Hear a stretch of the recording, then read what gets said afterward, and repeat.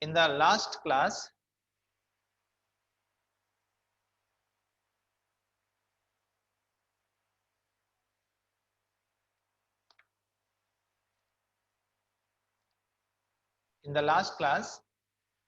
we have started the first unit. What is embedded system?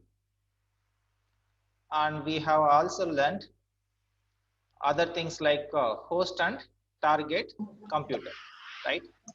Now, what is embedded system? Embedded system is electronic or electromechanical system which performs a specific task and which is combination of both hardware and software. Right? That is the definition we have given to embedded system, right?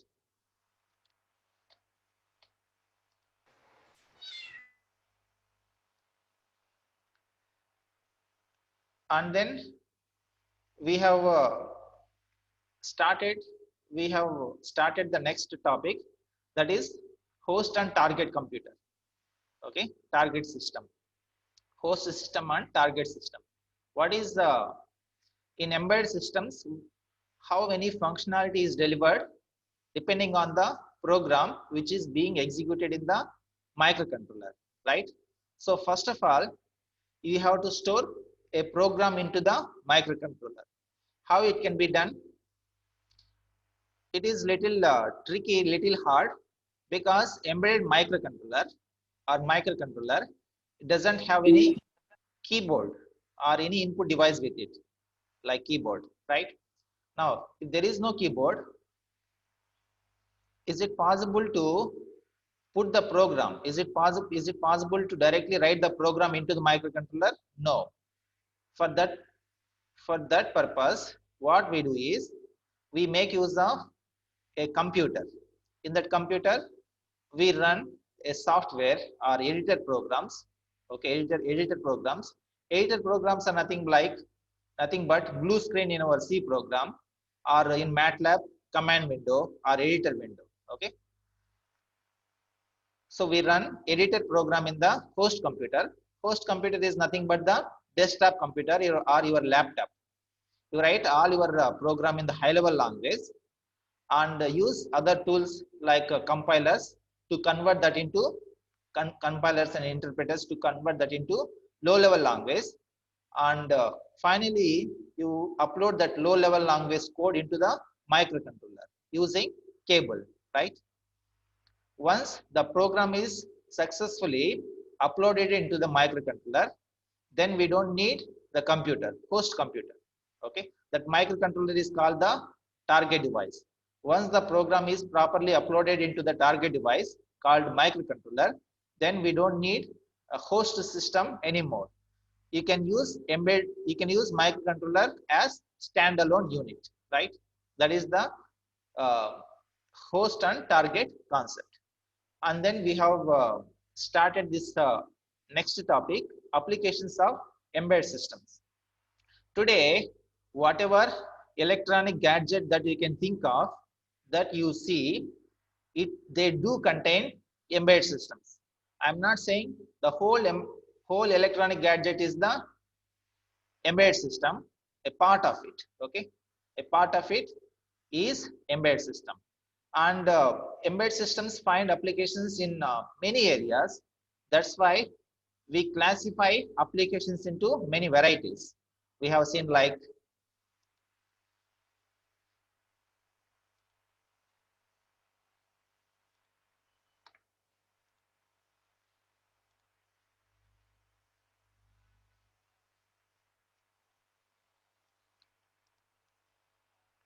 right. This is the consumer electronics, DVDs, set-top boxes, high definition TVs, digital cameras, and then in computers, computer networking and peripherals, networking systems, image processing, printers, network cards, monitors and displays. In automobile category, we use embedded system in motor control, cruise control. We have explained some applications like cruise control. in the last class. Engine or body safety, car entertainment.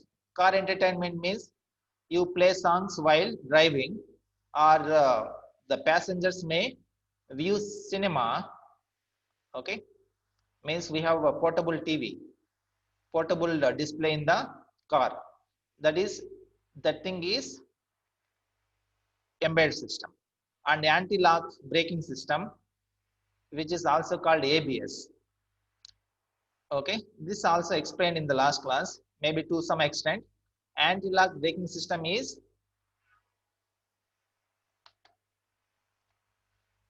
in anti-lock braking system, what happens is, if you suddenly find some obstacle while driving the car, what normally we do, we apply brake.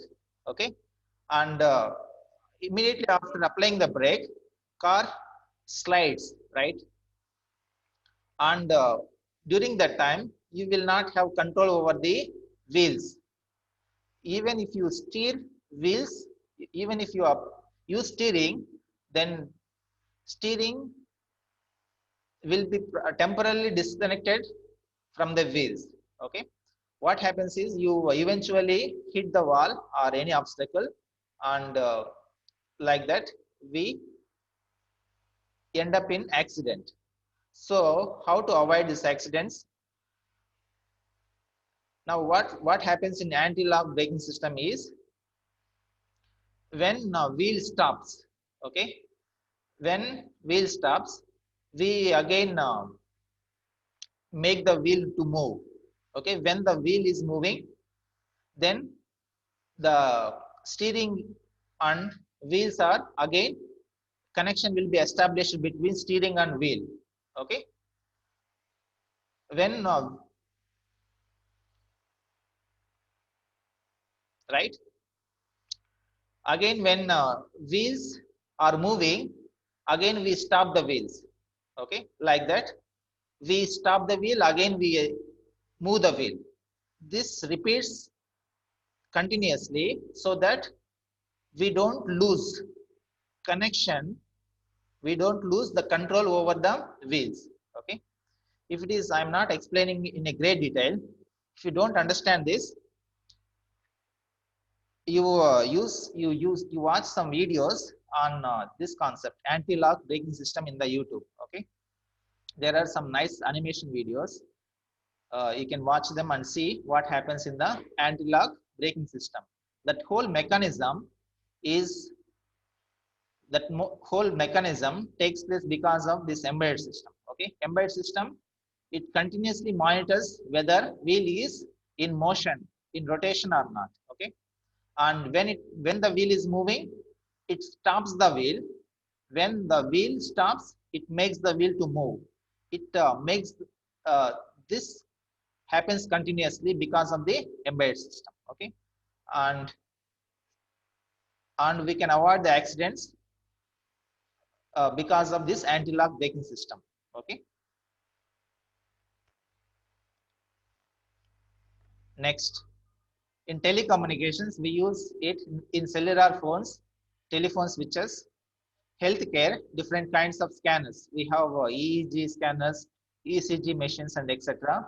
In all these instruments, we use embedded systems. And also in measurement and instrumentation, in digital multimeters, digital CROs, logic analyzers. We have seen some of these instruments in our lab also. We have multimeters, digital multimeters. To drive the digital display, we have used multimeters, yellow multimeters in our lab. We have some display. Okay, the inside mechanism is controlled by embedded system. What happens is, we have a display. Okay, we have a display, we read some numbers, 23, 24, 23 mega ohm, or 23 kilo ohm, or 23 milliamperes, like that. Okay, all those readings are displayed because of the embedded system. Okay, not only one embedded system, there may be more than one for driving the display, one for measuring the voltage, one for measuring the current, and so on. Okay, digital CROs, we not only use these embedded systems in CROs, digital CROs, also in analog CROs. Okay, analog CROs to display the LCD, to drive the LCD displays, and so on, so on. Logic analyzers. Logic analyzers are much like CROs, but they make, but by using logic analyzers, we can read, we can test the digital circuit. Digital circuit has so many input wires and output wires.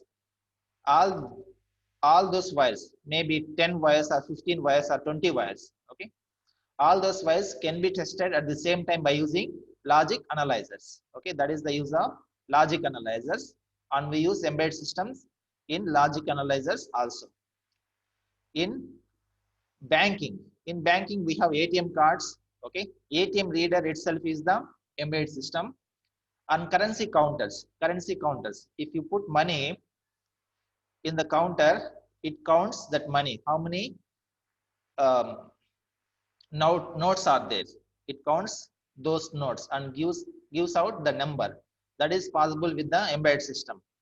What actually happens is, it throws out some light, infrared light.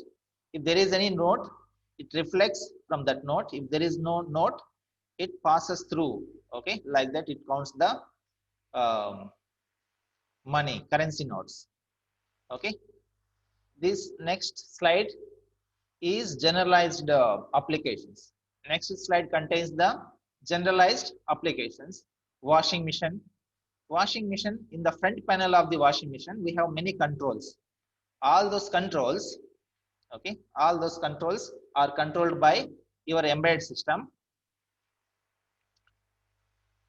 Like after how much time the washing machine should be in on state, and so on, so on. Okay, or you can put the washing machine in different uh, states, like different levels, like mild or intense, something like that. Mild means it washes the clothes for 10 minutes. If you put it in intense state, maybe it washes for little more, maybe 20 minutes also, depending on the cloth that is being put in the washing machine. Okay, so you can have varieties of controls with the help of embedded system. Next, digital cameras. We have zoom option. Okay, optical zoom.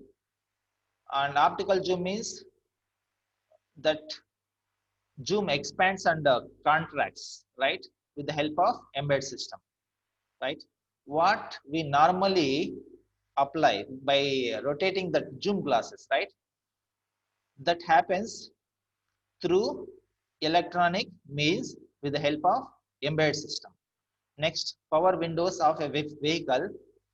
In earlier cars, we manually slide the window up or down by spinning some wheel, right?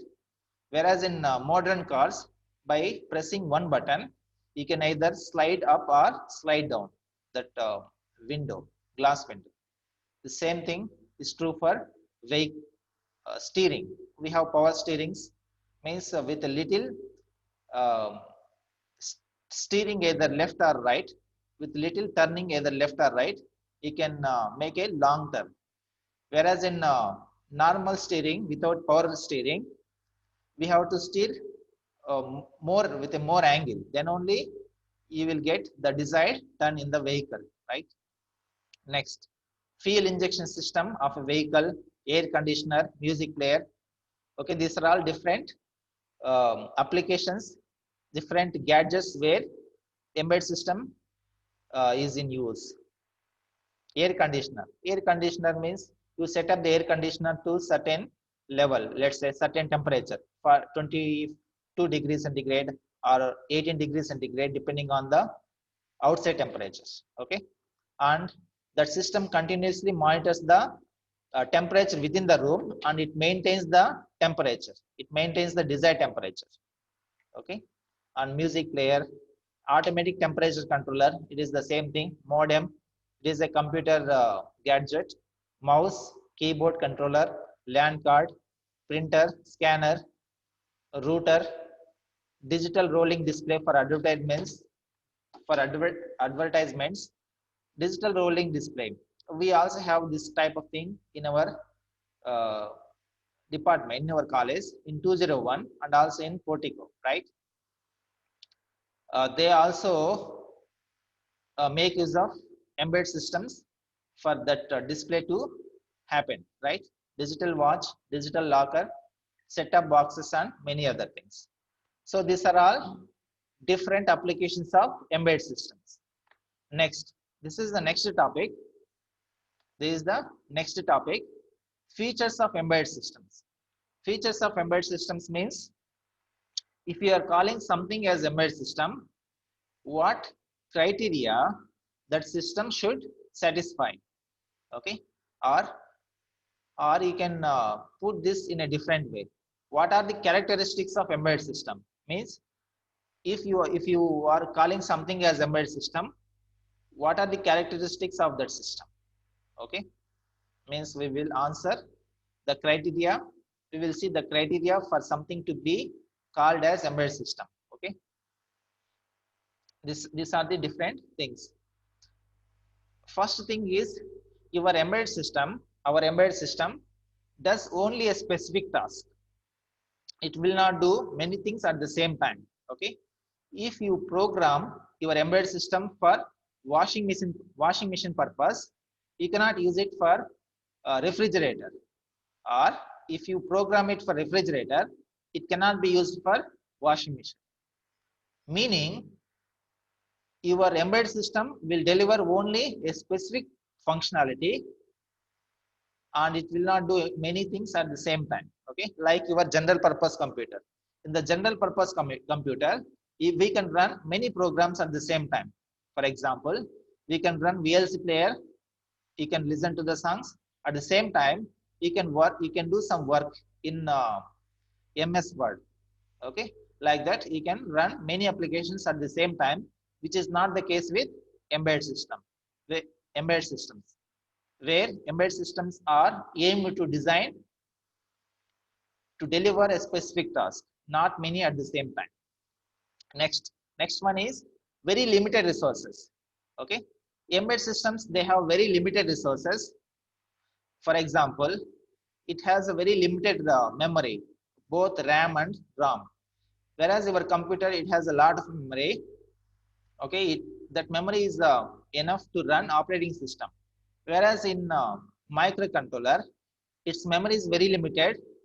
In basic microcontrollers, you cannot run operating systems. Okay, you need a higher microcontrollers, sophisticated microcontrollers, higher versions of microcontrollers. In those microcontrollers, you can run operating systems, whereas in small microcontrollers, you cannot run operating systems. They are intended to use a particular program, a small program. Okay. In embedded microcontrollers, you will have a limited memory like 8 KB RAM, 8 KB ROM, and so on, so on. Okay, 8 KB ROM. And if you want to run a program which is higher than 8 KB RAM, 8 KB memory, okay, you want to run a program which is higher than 8 KB memory, and you are using only 8 KB memory microcontroller. In those cases, we have to add secondary storage devices, secondary memories. That is a different thing. But your microcontroller comes with a very, very small memory that you have to keep in mind. Okay. But microcontroller itself is a small computer. What all resources that we find in normal computer, you will find all those things in microcontroller, but with little resources. Means its frequency is also very limited, its memory is also very limited, like that. Okay, that is also one thing. Means if you have an embedded system, remember always it's limited, its resources are very limited, and you have to use it effectively without wasting any of the resources which are available in that microcontroller.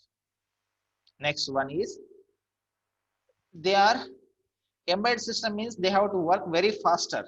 Okay, not in all cases, not all the time, but in specific applications. For example, the embedded system that is designed and that is used in vehicle. For example, vehicle airbag opening system. Airbag opening system. When your vehicle is meeting with an accident, immediately the embedded system should open the airbag. There should not be any delay. Okay. If your embedded system is slow, okay, if your embedded system is slow, then if airbag opens, if it some time takes, okay, if airbag opens after some time, then we meet car, we meet with an accident, and airbag opens after we hit the wheel, we hit the steering system or front side of the uh, car, right? So your embedded system needs to be more faster compared to the embedded systems which are used elsewhere. Like that, there are cases where embedded systems should work very faster. Okay, there is one more criteria. Okay, generally embedded systems are very fast and they need to be more faster if they are used in areas like this, in airplanes, in landing systems, and also in airbag opening systems like that. Okay, next, embedded system means it is portable. It is not placed at somewhere, fixed at somewhere, and they run. Okay, generally they are portable devices. They are portable devices. Portable means how do you get the power to run those portable devices? Generally, we make use of battery. Can we store huge amount of energy in the battery? No. Okay, we cannot store huge amount of battery, huge amount of energy in the battery. So whatever the energy that is stored in the battery, we have to effectively use that energy. So embedded systems needs to consume very little power. Okay, if your embedded system is unnecessarily drawing, is unnecessarily consuming lot of energy, means we don't say it is embedded system. Okay, embedded systems need to be constructed so that they consume very little energy. That is this point, constrained power. Many embedded systems operate through battery, so power consumption has to be low. Next, generally this is one common problem. Sometimes our computer, our desktop computer or laptop computer hangs up. At those times, what we do, we restart the computer, right? We restart the computer. We restart the computer because we do it manually. Your computer is accessible, means you can reach to your computer or your desktop. You can press that restart button so that you can resolve that hang issues, right? But when it comes to embedded systems, many times embedded systems are remote or installed in the remote places, means they are not physically accessible.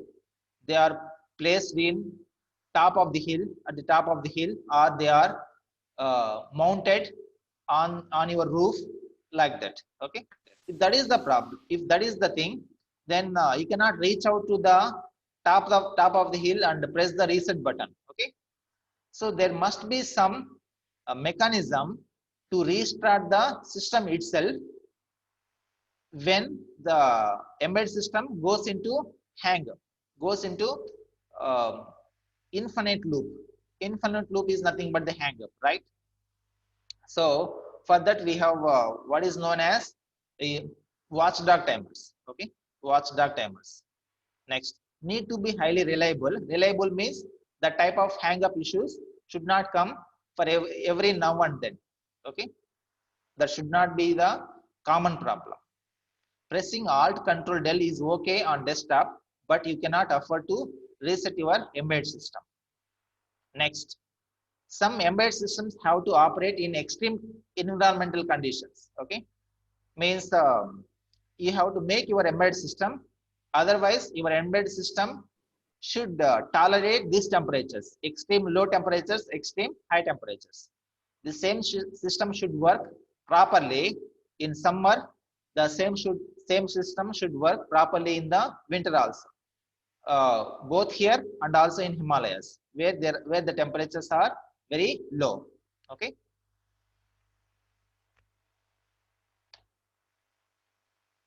Next, and your embedded system must be cost sensitive. Means you have to reduce. You have to see all the possibilities to reduce the cost. Okay, we have to see all the possibilities to reduce the cost. If you are making one system, embedded system tie, let's say, and other company is also making the embedded system tie, both are doing the same thing. You are making at let's say for 200 rupees, other company is making 199 rupees or 195 rupees. Customer will buy customer will buy tie from which company? Other company, because he is getting 5 rupee less, right? Less than your cost. So we have to take all the necessary care to reduce the cost of the embedded system. That is also very important. So embedded system that address the consumer market, for example, ties, are very cost sensitive. Even a reduction of 1 rupee is a lot of cost saving, because thousands or millions of systems may be sold. If we build embedded system for 200 rupees, many customers will buy your tie. If other company is making the embedded system less than you made, let's say less than means maybe 195 rupees. Okay, all the consumers, all the customers will buy their product, not yours. Maybe 10,000 products or something like that. So 10,000 into 5 rupees. If you think like this, you are losing your market, right? So you have to be very careful in reducing the cost. These are the different criteria, main criteria, while designing the embedded system. Okay. Next one.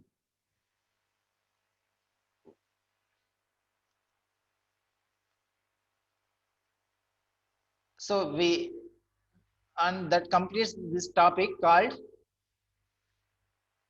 characteristics of embedded systems or features of embedded systems. Characteristics means the qualities. If you are saying something as embedded system, what qualities it should have. Okay, we have seen all those qualities. What are the qualities? It performs a single task. Resources present in the embedded system, they are limited, particularly the memory. Okay.